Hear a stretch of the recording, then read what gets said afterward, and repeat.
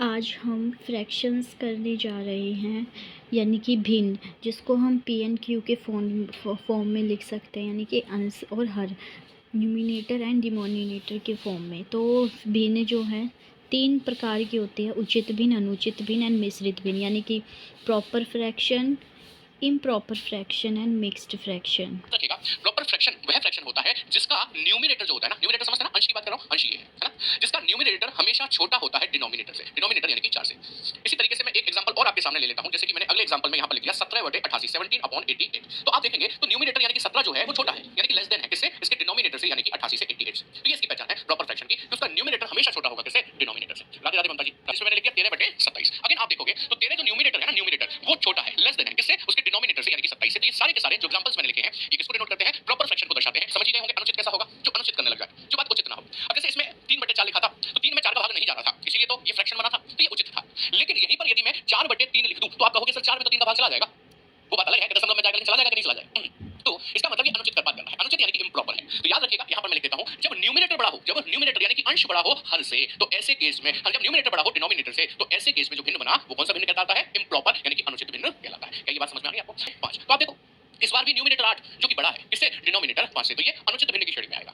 13। तो आप देखो अगेन न्यूमिनेटर बड़ा है, यानी कि 17 बड़ा है, किससे, डिनोमिनेटर से, यानी कि 13 से, तो ये कौन से भिन्न की श्रेणी में आएगा, अनुचित भिन्न। तो आप समझ पाएंगे कि मैं किसे मिश्रित भिन्न बोल रहा हूं। मैंने लिखा 2 सही 1/3। आपने देखे होंगे ऐसे फ्रैक्शन लिखे हुए, इन्हीं को कहा जाता है मिश्रित भिन्न यानी कि मिक्स फ्रैक्शन, क्योंकि ये मिक्स है। किस किसका मिक्सचर है, एक होल नंबर का और एक फ्रैक्शन का, दैट इज 1/3। इसमें होल नंबर क्या है 2 और फ्रैक्शन क्या है 1/3 है, इसीलिए इसको मिश्रित भिन्न कहा जाता है। मान लीजिए मैंने यहां पर लिख दिया अगले एग्जांपल में 7 सही 8/9, 7 सही 8/9, तो ये भी मिश्रित भिन्न का उदाहरण है। मैंने मान लीजिए यहां पर लिख दिया क्या, मैंने लिख दिया 11 सही 1/9, तो ये भी मिश्रित भिन्न का ही उदाहरण है। इसमें एक होल नंबर हो एक फ्रैक्शन हो, वही मिश्रित भिन्न का उदाहरण होता है। 3/9।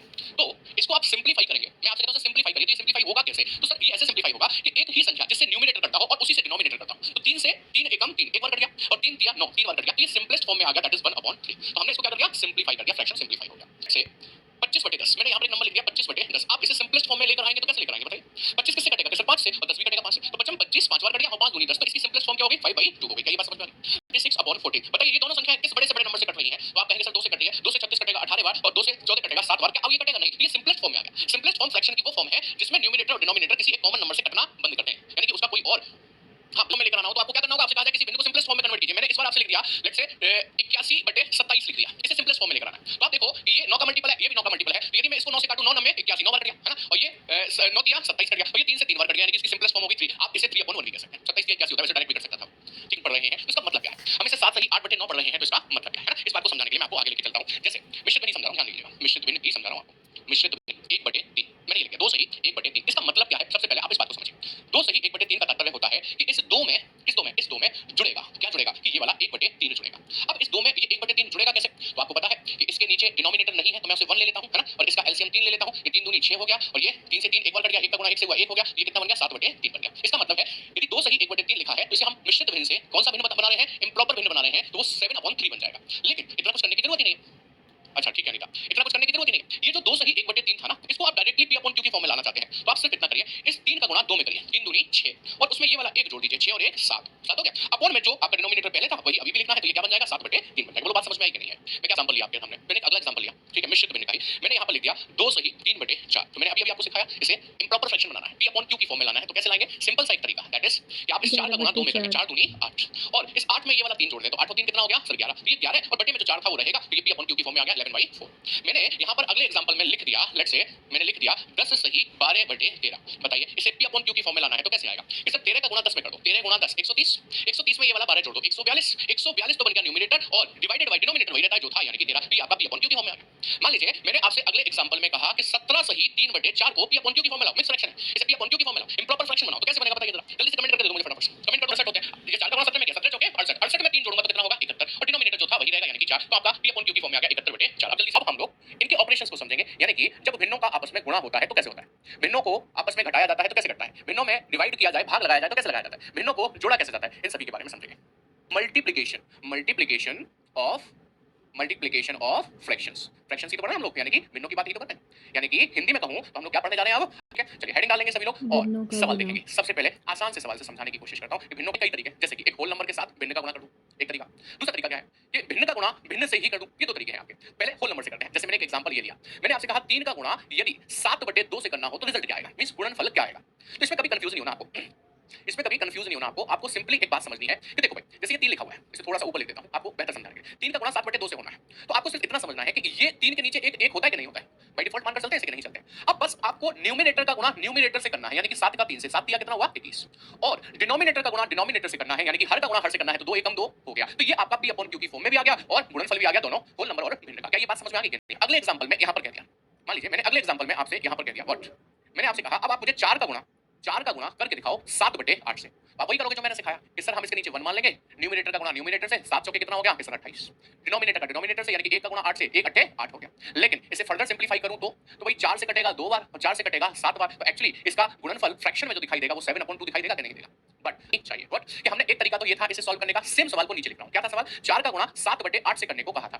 तो आप ऐसे केस में जरूरी नहीं है इसके नीचे 1 ही माने, आप इसे 4 दूनी 8 काट सकते थे डायरेक्टली, तो आपका काम और आसान हो जाता है ना। आपको 7 चौके 28 करना पड़ा था पहले, उसके बाद 8 एकम 8 करना पड़ा था, फिर इनको फर्दर सिंपलीफाई करना पड़ा था, नहीं करना पड़ेगा, आपने काट दिया 4 दूनी 8, 2 बार कट गया, ऊपर न्यूमरेटर 7 है, डिनोमिनेटर 2 है, यही आपका आंसर बन गया 7/2। क्या ये बात समझ पाए कि नहीं समझ पाए? तो आप न्यूमरेटर से डिनोमिनेटर को डिवाइड कर सकते हैं। ऐसा ही किया था, बहुत अच्छी बात है, ऐसे ही करना है।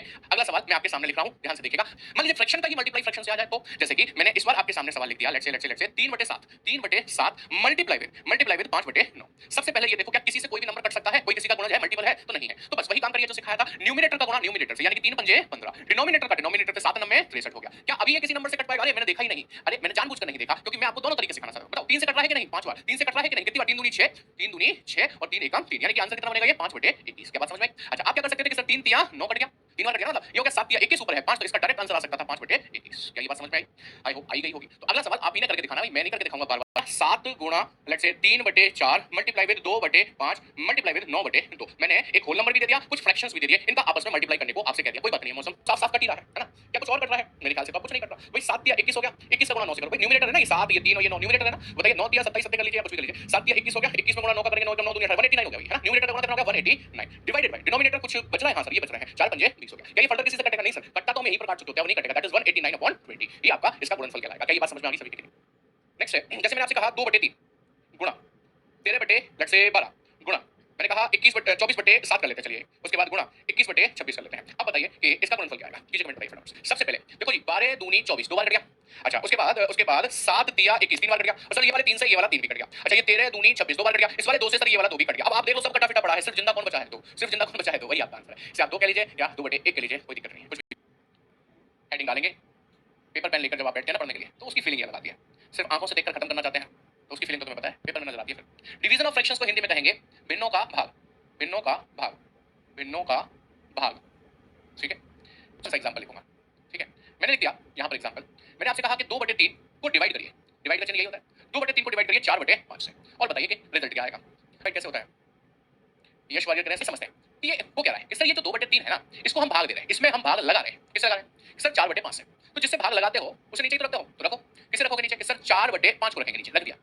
अब ये जो 5 नीचे लटक रहा है ना, यही चला जाता है ऊपर, यही चला जाता है ऊपर। ऊपर जाएगा तो ये किसके बगल में आ जाएगा बताओ? 2 के बगल में। 2 के बगल में कौन आ जाएगा बताओ? कि सर 5 आ जाएगा। अपोन में क्या चल रहा था बताओ? कि सर 3 गुणा 4 चला, तो ये 3 गुणा 4 हो गया। राइट, ये बात समझ में आई? अच्छा, बस इसे काट दीजिए, 2 से कितनी बार कट गया? कि सर 2 बार। अब कुछ नहीं कटेगा तो ये 5 है और ये 3 दूनी 6 है, तो इसका रिजल्ट आया 5/6। एक तरीका तो ये है, समझ में आया कि नहीं? ये बताओ। एक है हम इनका रेसिप्रोकल कर रहे हैं, किसका? 4 और 5 का, यानी कि इनको व्युत्क्रम में लिख रहे हैं। जैसे कि ये 2/3 में भाग लगाना था ना 4/5 का, तो आप इसे रेसिप्रोकेट जब करते हैं, रेसिप्रोकेट मतलब 5 ऊपर 4 नीचे, तो आपको भाग नहीं लगाना, इनका आपस में गुणा कर देना है, क्योंकि वो रेसिप्रोकल हो गए, वो व्युत्क्रम में लिख गए हैं। तो ऐसे केस में हमें भाग नहीं लगाना, हमारे लिए आसान हो गया। बताओ 2 से 4 कट गया कितनी बार? कि सर 2 बार। तो ये कितना हो गया? ऊपर कितना बचा? 5 नीचे 3 दूनी 6, तो आंसर फिर से कितना आ गया? 5/6। सेम सवाल को मैंने आपको एक ऐसे करके दिखाया, एक ऐसे करके दिखाया। आप कहें तो पीले पेन से एरो बना दूं, आपको 2 सॉल्यूशन दिखाई देना शुरू हो जाएंगे। बोलो बात समझ में आई? यहां भी आंसर 5/6 आया, यहां पर भी आंसर आपका 5/6 आया।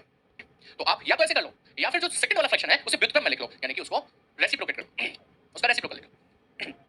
मैं आपसे बोलूं इस बार मैं आपसे बोलता हूं कि 7 एक होल नंबर ले लिया, डिवाइडेड बाई 14/3, 14/3 ये लिख दिया मैंने, होल नंबर के साथ फ्रैक्शन का डिवाइड। ठीक है, तो या तो दूसरा तरीका अपना लो या पहला तरीका अपना लो। पहला तरीका ये कहता है 7 में डिवाइड करना है, कितने से? 14/3 से, तो 14/3 पहुंचेगा ऊपर, है ना? तो ये 7 से 2 बार कट गया, ये बच गया 3/2। पहला तरीका तो ये हुआ। दूसरा तरीका ये कहता है 7 में जिसका डिवाइड करना है उसका गुणा कर दो व्युत्क्रम करके, यानी कि इनको व्युत्क्रम अनुपात में लिख दो, यानी कि ये 3/14 हो गया, रेसिप्रोकेट कर दिया। अब ये 7 से कितनी बार कटेगा? 2 बार, तो आंसर अगेन कितना आएगा? 3/2 आएगा। क्या ये बात समझ पाएगी नहीं?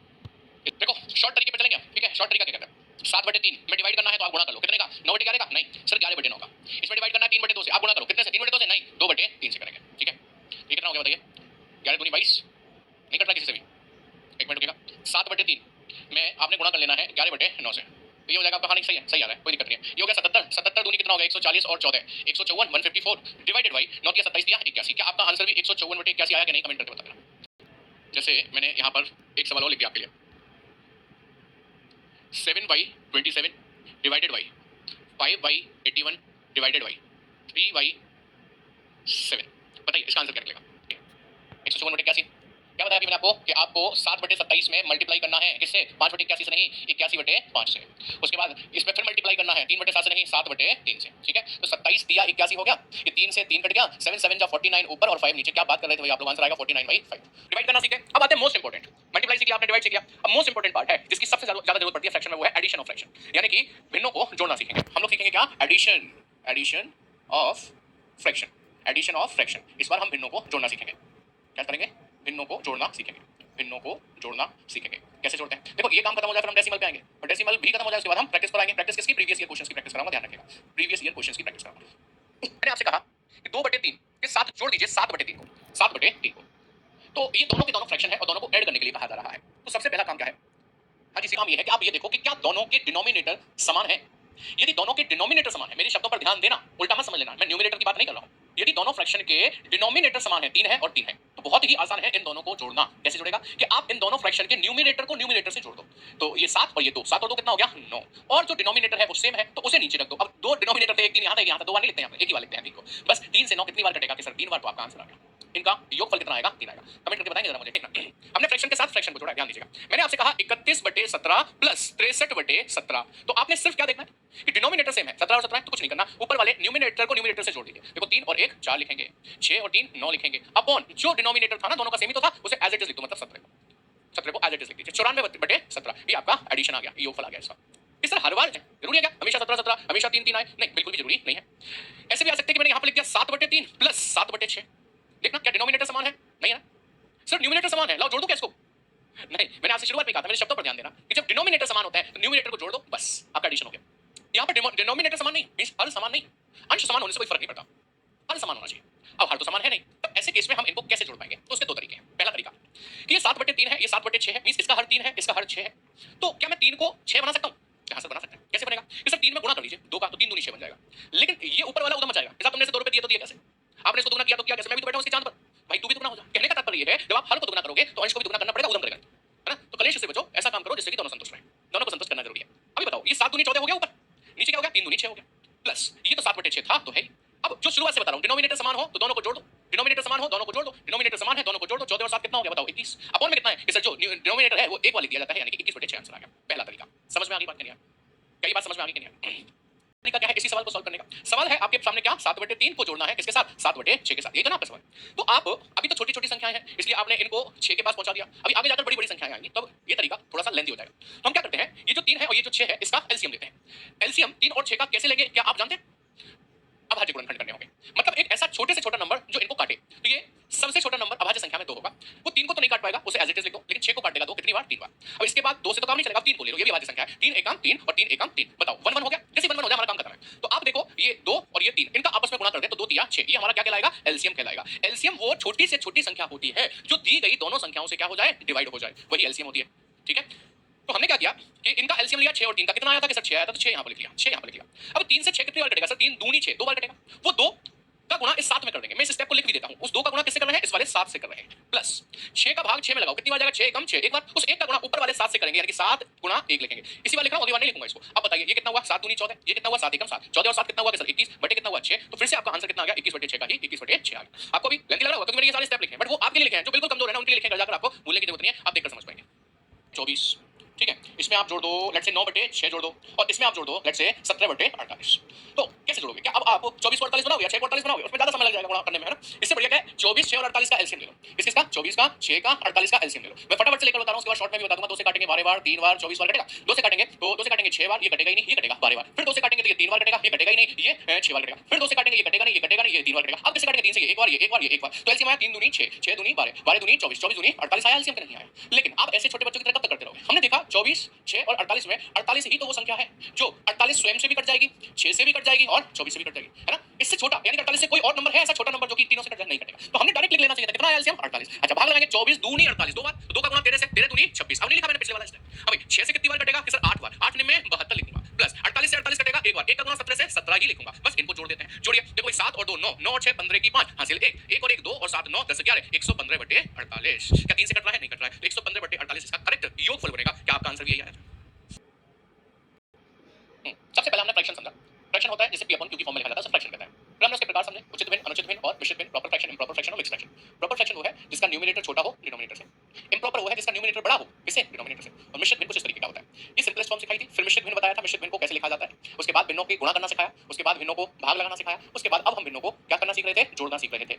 अब घटाना भी तो सीखेंगे। अब घटाना अलग से नहीं सिखाऊंगा, बल्कि मैं जोड़ना और घटाना एक ही साथ सिखाऊंगा। अगला सवाल देखेंगे, ठीक है?